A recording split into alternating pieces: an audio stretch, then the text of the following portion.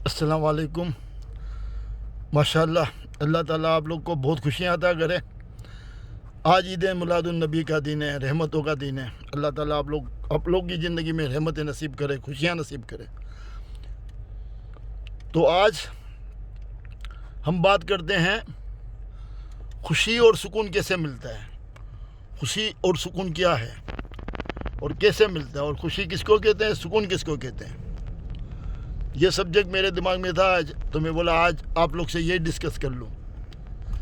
तो आज की ख़ास बात यही है कि भाई सुखी आदमी किसको कहता है खुशी और किसको कहता है सुकून।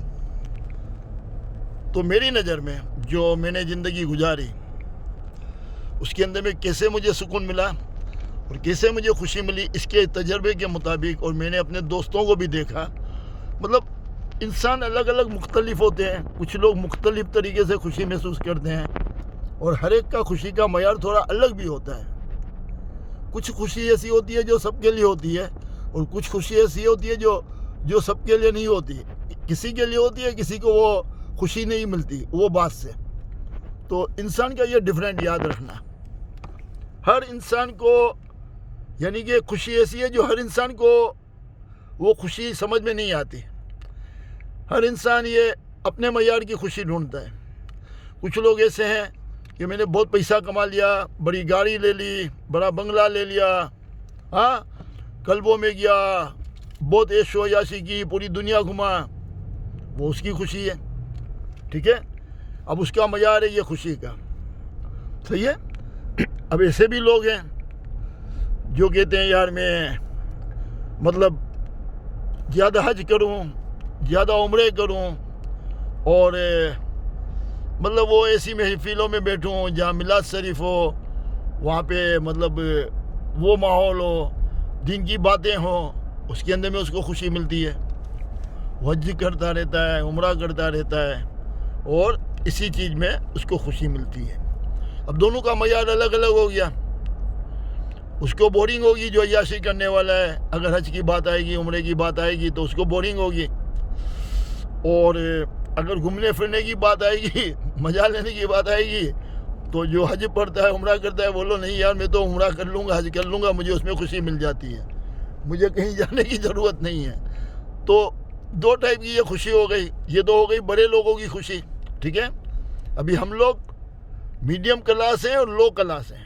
हम लोग मीडियम क्लास और लो क्लास हैं। तो हम लोग को क्या खुशी मिलती है कि हमारे पास तो ये वसाइल नहीं है।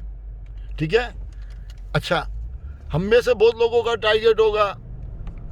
ठीक है, अब तीसरा, पैसे वालों में एक तीसरा तबका है जिसको किसी और तरीके से खुशी मिलती है।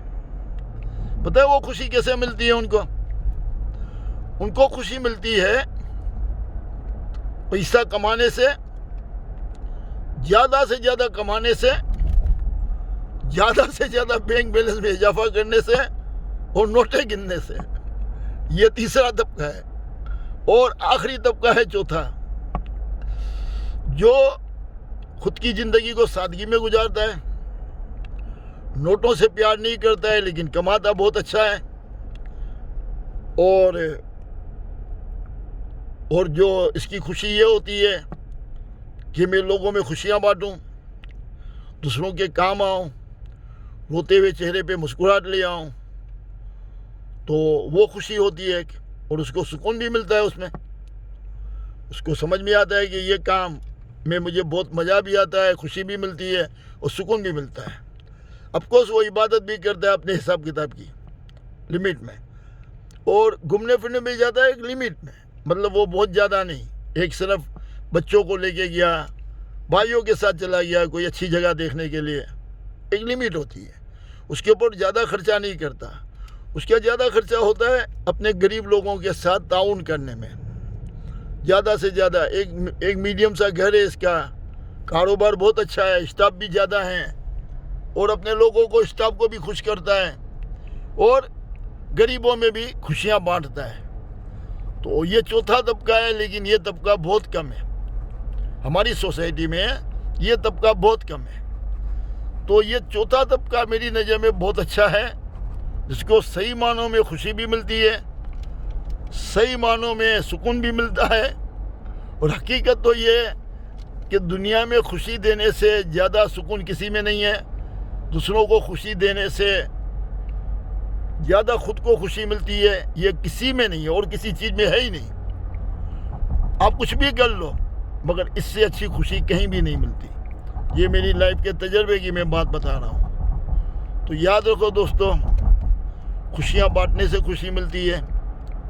चाहे आप गरीब हो, मीडियम क्लास हो, आप जब अपने माँ बाप को खुश करते हो, बातें करते हो माँ बाप के साथ, खुशी की बात करते हो, माँ बाप का चेहरा देखते हो कि दुखी है तो आप उनको खुश करते हो, पूरी कोशिश करके अपने भाई बहनों को खुश रखते हो और लोगों को भी खुश रखते हो, भले आप गरीब हो, मीडियम क्लास हो, और आपका अपना इखलाक भी अच्छा है, आप इंसान भी अच्छे हो। फाइनली तौर पे आपकी ज़िंदगी में खुशियाँ आएगी, ऐसी खुशियाँ आएगी कि आप तसव्वुर भी नहीं कर सकते, क्योंकि आपका मकसद है अपने प्यारों को खुशी देना। और आपकी ज़िंदगी का मतलब ये है कि मैं खुशियाँ दूँ, और खुशियाँ दे के आपको खुशी मिलती है। तो ऐसे इंसान फिर जब आगे बढ़ते हैं, कामयाबी मिलती है, तो फाइनली तौर पे उनको खुशियाँ देने की आदत हो जाती है। पहले माँ बाप को खुशियाँ देते हैं, भाई बहनों को देते हैं, फिर उसकी आदत हो जाती है खुशियाँ देने की। फिर जब कामयाब होता है तो ज़्यादा से ज़्यादा लोगों को खुशी देने की वो कोशिश करता है और उसी में ये खुश रहता है और ये समझता है कि इससे अच्छी खुशी कोई नहीं है। और मैं तजर्बे की बात बताऊं, मैं अपनी बात बता रहा हूँ। मैंने जब भी किसी गरीब के साथ कोई कोऑपरेट किया, सपोर्ट किया, समझ लो बहुत दुखी है, अचानक अल्लाह ताला ने मुझे वहाँ पहुँचाया और अल्लाह ताला ने मेरे से वो काम ले लिया, वो बहुत परेशान है और ऐसे मौके पे मैं वहाँ पहुँच गया और इनको बहुत ज़्यादा खुशी मिल गई, उनको तवक्कात से भी ज़्यादा खुशी मिल गई, उनको उम्मीद भी नहीं थी, इनका ऐसा हो गया। जब मैं वापस आता हूँ उनकी के साथ ताउन करने के बाद, तो एक बात बता दूँ आपको, एक बात बता दूँ, थोड़ी देर के बाद मेरे अंदर में खुद ब खुद खुशी आती है और ऐसा लगता है कि मैं हवाओं में उठ रहा हूँ। यकीन मानो मुझे पर लग जाते हैं, खुद ब खुद खुशी मिलती है। और ऐसी खुशी मिलती है, वो खुशी ऐसी होती है जो बहुत कम लोगों को नसीब होती है। यकीन मानो इससे अच्छी खुशी कोई नहीं है। जब ऐसे रोते हुए चेहरे को खुशी देके जब हम आते हैं ना, तो ये हवाओं में, ये फजाओं में अल्लाह की कसम अल्लाह ताला इतनी खुशी देता है, तो इंसान जीता किसके लिए? हाँ, इंसान क्या चीज़ ढूंढता रहता है? सुकून और खुशी। तो मैं सुकून और खुशी का सही रास्ता बता रहा हूँ। अगर समझ में जिसकी आ जाएगा तो अपनी ज़िंदगी को बदलेगा और इस रास्ते को चुनेगा। उम्मीद है मुझे हम आगे भी इस सब्जेक्ट पे बात करेंगे और आप लोग मेरे लिए दुआ करो, मैं अच्छे अच्छे सब्जेक्ट लाऊं जिससे हम सब की इस्लाह हो, हम बेहतरी की तरफ जाएं। आमीन। अस्सलाम वालेकुम व रहमतुल्लाहि व बरकातुहू।